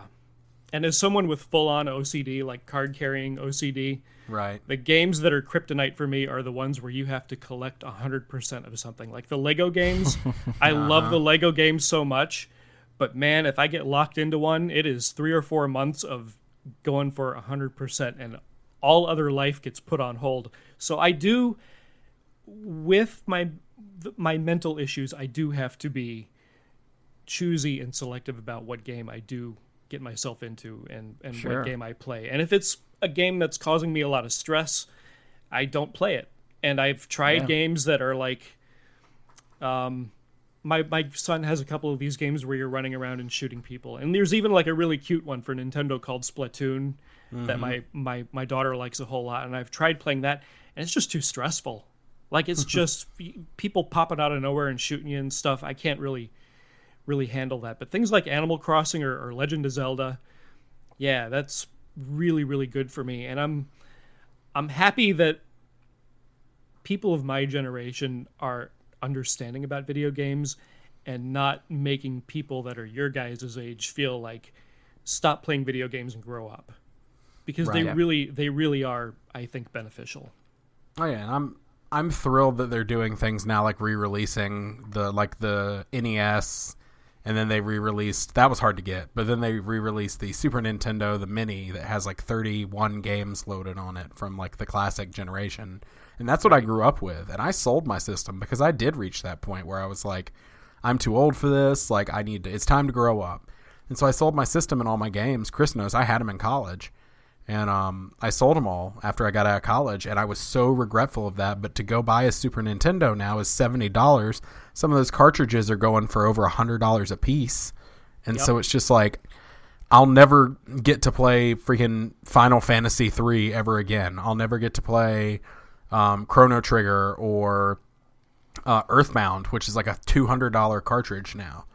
I'll never get to play these games I had growing up, but now I can. And so, like, for $80, which is more than I should have spent, but for $80, I was able to get that piece of my childhood back, and that takes such a stress off of me of just like knowing I can escape back to that anytime I want. Absolutely. And there's nothing wrong with escape. There's nothing wrong with a temporary escape of your life and your problems. And whether that is crocheting or video games or cooking or whatever that is, everybody needs an outlet, man. Everybody needs an outlet. And video games are mine. Oh, yeah. It's a big one for me. I'll get into a little more like what it does for me. But I was wondering, Chris, what do you kind of think of this? Because I know sometimes I've been at your house and you've been really stressed out, and you'll pop on FIFA. Yeah, FIFA, more recently Minecraft, a bunch of different types of stuff. So I would say, like, so there's a couple things for video games that I think it's important, especially for those who don't understand them as much. The first thing that I think it's important to talk about, well, I say two, I actually mean three. One, there is a level of reminiscing that really can be a special thing, especially when you play certain games. That so perfect example, a game that was very popular during me and Steven's adolescence was Pokemon. It's still popular now, but it started when we were growing up. About, I guess it's been 3 years ago now. I was in grad school. I had the winter break, so I had just enough time, especially with the holidays, to have a significant amount of time off, but not enough time to actually get a seasonal job because I'd be out. So it's that weird thing of like, well, we don't need to spend money because we don't have much. So instead, I'm just going to sit in our apartment and do nothing for about a week and a half to 2 weeks. And I randomly found my old Nintendo Game Boy and had the original Pokemon on there. I then... Blue or red? Actually, the yellow. The Pokemon. You're one of those, you and Katie. I'm sorry. Right, I'm sorry. go That's ahead. the one I had. I was like, you know what, that'd be fun. It was like a reminiscing thing. It was like, wow, to feel back at a simpler time before I had some of the stress and the realities that were in my life.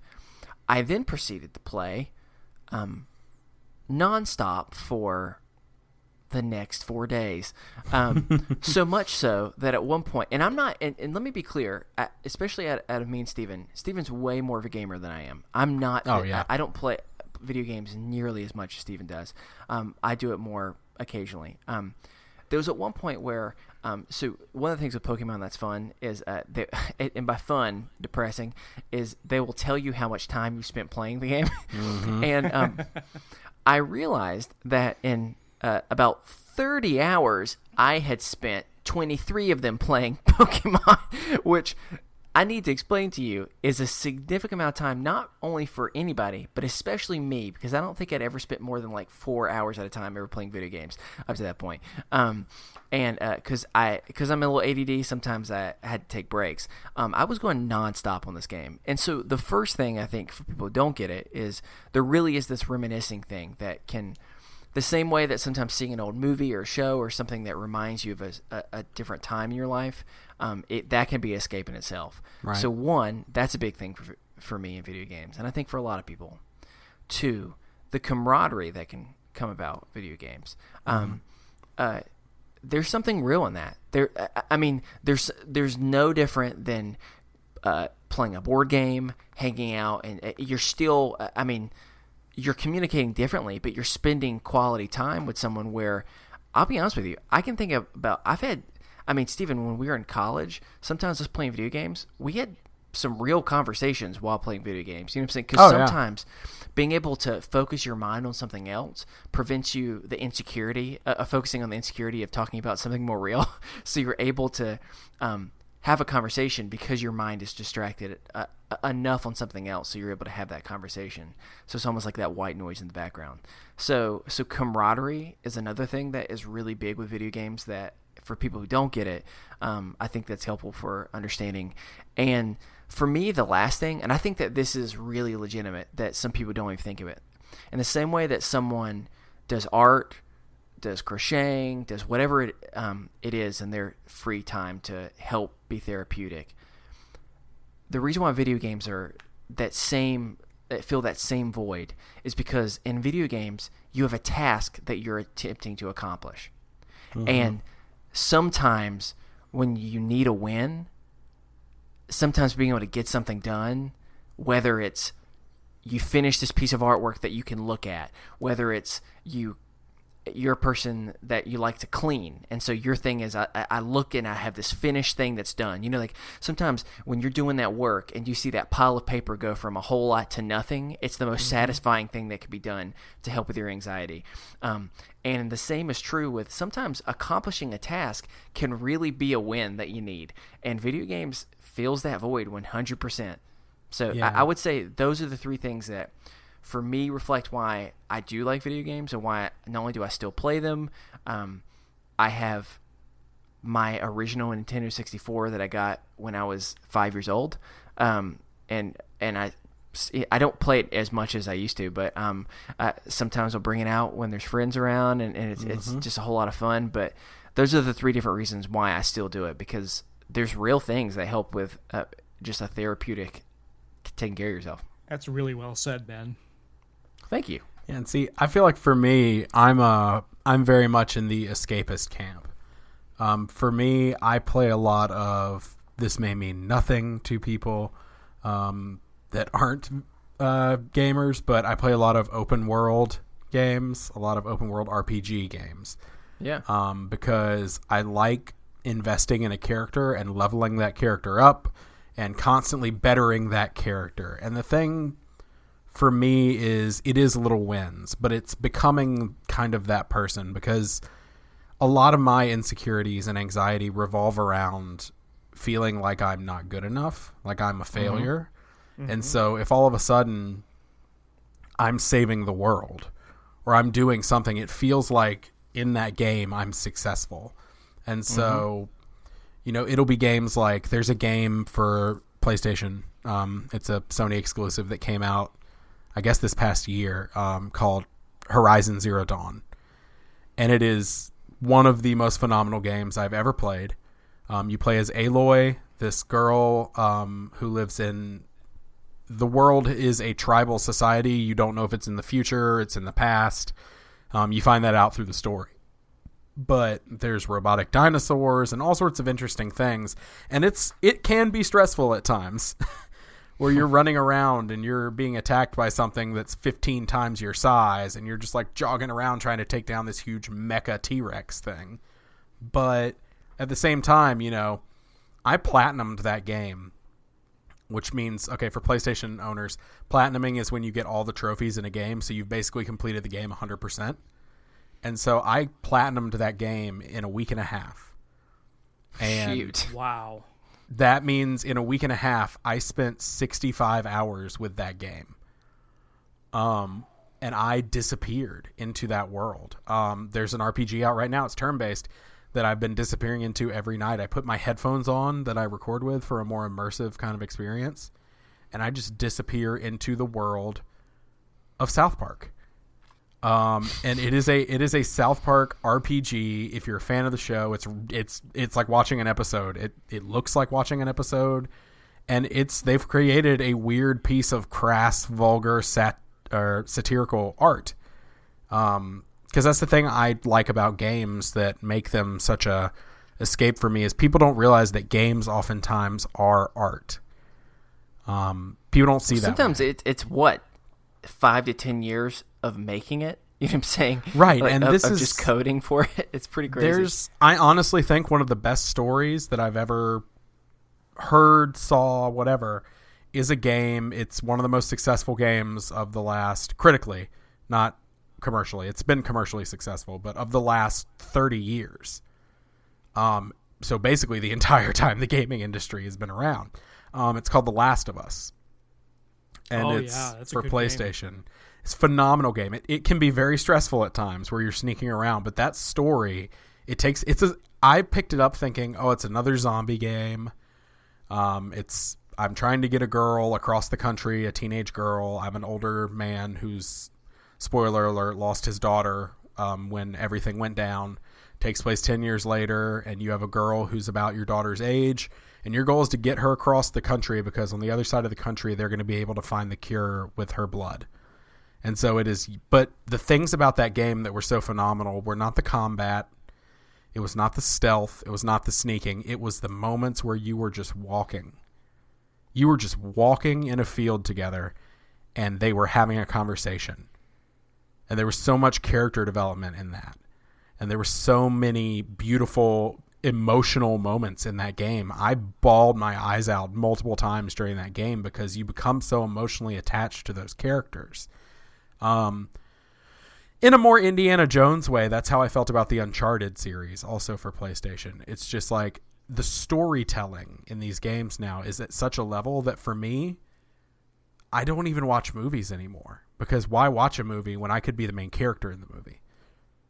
You know, and so it's a very engaging and escape-oriented experience for me. And so, to me, those are the types of games that I tend to disappear into. I do play Madden and stuff like that, but I don't get the immersion that I do in games like that, those massive open-world games. The most I've ever put into a game was I put over 100 hours into a game, and that was The Witcher 3.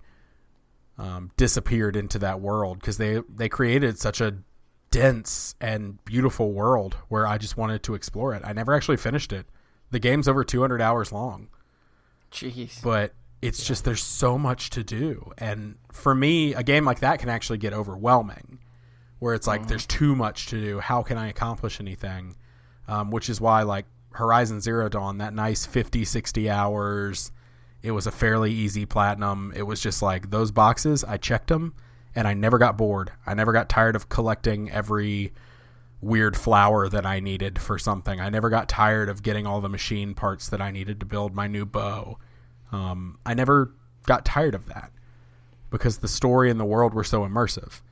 And so for me, that takes my stress away because I get to leave all my worries behind here, sometimes to my detriment, because I will disappear into a game for hours and hours and hours when I should be, I don't know, editing a podcast.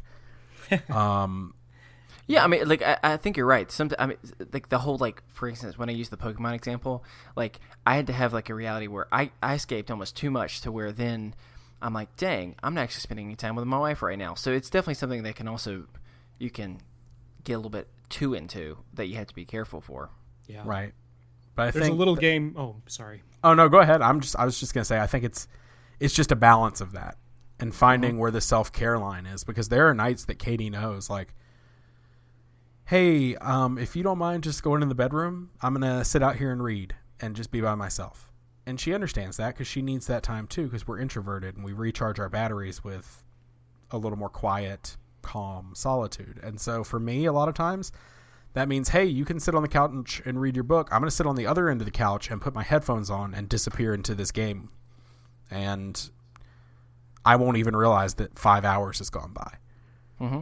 And I'm in this world. And I don't do that often because you do have to find a balance with a healthy relationship. But we have both at times in the last 3 weeks caught ourselves not talking to each other because we are so hard playing Animal Crossing on our phone. We were both just sitting there like, it was the same thing with Pokemon Go, dude.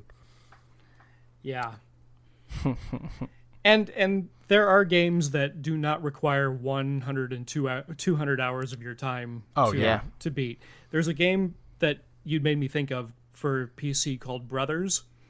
And I think that takes 7 or 8 hours to beat that game. But by the time you've beat that game, you've been treated to an incredible story that takes some twists and turns and is just, it will pull you apart emotionally in the best way possible. And it's a beautiful game, and you may not have a sweater or a cake at the end of it to show. You may not have anything tangible to show for that game, but you do feel that sense of accomplishment and that sense of being treated to this beautiful looking story that you got to actually help out and play a part in. And that's a sense of accomplishment that is just undeniable in a lot of video games. Right. Sure. And there's another one. Now I want to shout one out because that was so immersive and took me, it's only 2 hours to complete. And it's essentially a walking simulator, which for those of you that don't know what that means, you are just walking through the story and interacting with objects, but you're never actually like shooting or playing or running, or you're just walking around. You walk in a mall for an hour. That's what it is. You never go into a store though. No, it's there's one kind of like it called Everyone's Gone to the Rapture. It was all right. It was very critically acclaimed, but there's a game. It's on PC. It's also on PlayStation 4, and I think Xbox. You can get it for like $15, and it's $15 for a 2-hour experience, which I know sounds like a lot, but it's worth your time. It's called Gone Home. And that game is gorgeous. Yeah. It's beautiful. I cried so hard. What essentially you are is you're walking home. You're home. You come to this big house. There's a storm out. Your family's nowhere to be found, and you're walking around finding audio logs and letters that you wrote to your sister and your parents, and you're trying to figure out where everyone is. And it's storming, and it's always foreboding in this way of like, oh God, what's going to happen? Is something going to jump out and scare me? But the thing is, I can tell you, don't be afraid to play it, because you play that whole game, nothing jumps out and scares you. They keep that atmosphere and you're immersed in it, but nothing ever scares you. It's just a matter of searching this big old house and trying to find out what has happened to your family and where they are. And it is beautiful. It is a beautiful story, and it's an incredible, incredible thing. There's another one called 3/4 Home, that literally you hold down a trigger and drive the whole time, and you're making dialogue decisions about talking with your parents and stuff. And I can't play it anymore, I don't think, because it does deal with death of parents, and it devastated me when I played it. And that was before my father passed away. And so it's just there are some incredible stories being told in games that can take you away and really, really take the stress out of your life. And just the same way people like to go to the movies and disappear for a couple hours. You can get that from a game now, and it's really magical. And there's also Candy Crush. There's also Candy Crush, and Bejeweled, and phone games, which for the most part I'm not a huge phone game fan, but I like the little stuff like Animal Crossing, and I used to play the Simpsons game that was on the phone, but then I got too obsessed with getting everything. And once I really started considering spending actual money on the game, I was like, nope, I gotta quit. That's how they get you. I literally almost spent $75. This is when I had a real job, a nice job. I almost spent $75 on donuts in The Simpsons so I could speed up things. Oh my goodness. And I was like, no, I gotta quit. I can't. So Speaking of quitting, Chris is telling us that the podcast has gone on too long and he hates it. no, we have a guest, and we need to That's let true. him go be You with his should. family. You should go and not have to sit here with us all night long. Oh, I don't mind at all. Although I do get up at 5:30 in the morning for work, and my carriage is starting to turn into a pumpkin. But Oh, it's no, really no, good no. to be here. Yep. Well, we'll wind it down then real quick. If you'd like to send us a topic for discussion or a mental health check-in, or you have anything else on your mind, remember we're not professionals, but you can send that to us over at isthisadultingpod@gmail.com. And if you want to interact with us, you can do it in a lot of different ways. You can either follow us on social media. Our Twitter is @isthis_adulting. You can find us on Facebook, and you can like our page. But if you also want to interact with other people who listen and are out to support each other in any possible way that you can, or you just want to find other people to joke around with, then go to our best friends group. It's the Is This Adulting Best Friends. It's a really amazing place to be. You can also just go to our website, check out more about us, about the movement that we're trying to do with advocating for mental health, as well as if you want to look back at previous games where we have show notes that you can always go and check out. And finally, if you can help spread the word, and the way that you do that, it doesn't take long. You know, I need to do this more with podcasts that I care for, and I just don't do it enough. And that's not only just subscribing and downloading their podcast, but actually giving a rating, giving them a review. That's how people find you. It's how I find all new podcasts I like, and I don't do it enough myself. So if you can go and help spread the word so other people who are struggling and need a community, hopefully they can find us, and we can find another new best friend. We are part of the Orbital Jigsaw Podcast Network. You can find our show as well as others at orbitaljigsaw.com. You can also find our merch store at orbitaljigsaw.com/store. We are almost entirely listener supported, so if you like what you hear, please consider clicking the Support the Show tab on our website, isthisadultingpod.com. If you want to support us through Patreon, there's links there. There's also links to a monthly PayPal that you can support us through, or one-time donations. We have tons of cool rewards in return for monthly support, exclusive content, different things like that. So if that's your thing, check it out, and we would greatly appreciate it. Also, I just want to say one more time at least, there's a regular Tuesday coming up next week. It's just a regular Tuesday. That's all it is. But for that regular Tuesday, if you would like to donate toward the organization that I am trying to raise some funds for, Time Out Youth, either donate to them directly, or you can go, my personal Facebook page has it on there, our group has it on there, and I'll put it on the actual Facebook page. Just trying to get the word out and raise some money for a really cool group of kids and a really cool organization. By honoring a really cool person who, and the way that I think we described it at one point earlier in our time together, escaped the womb 28 years ago. Well, let's not talk about it. We'd like to Too thank late. Well, first we're going to thank the collection for the use of our theme music, The Borrowers, off their album Ours More Indie. Paul, thank you so much for coming on the show. Thanks for having me. This was a blast. Really I hope appreciate it it. was man. we got real. So I hope you had fun at the same time. Thank you for getting real with us. No problem. All right, well, that is going to do it for us here on Is This Adulting this week. I've been your best friend, Steven. I've been your best friend, Chris. And I'm your best friend, Paul. And remember, kids, be happy, stay healthy, and go hug someone. Because you never know. It might be a little puppy, and he's going to be your new best friend. Just a You little just puppy. cuddle with it. Just a little puppy. And be nice to animals. Yes. If I turn the corner and there's a little puppy, I would both cry and pee myself at the exact same time.